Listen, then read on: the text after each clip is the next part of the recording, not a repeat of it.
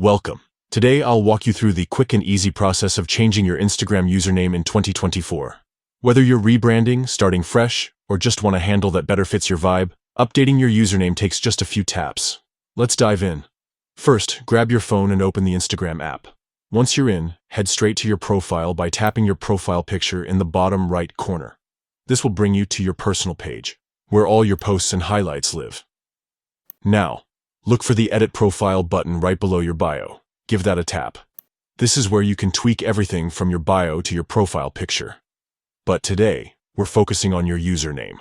You'll see your current username displayed in the first field. Tap on it to highlight the text. Here's the fun part. Delete your old handle and type in your new one.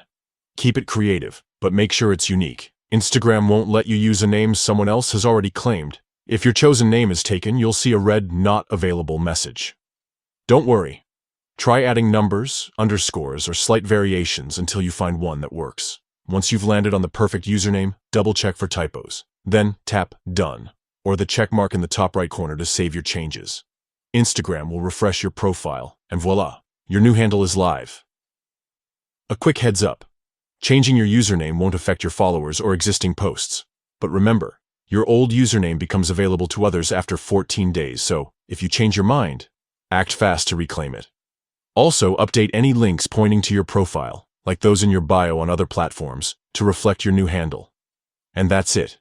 You've successfully updated your Instagram username.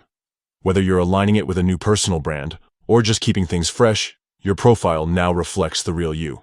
If this guide helped, give it a thumbs up and share it with anyone who might need a refresh. For more tips on mastering Instagram, hit subscribe and stay tuned.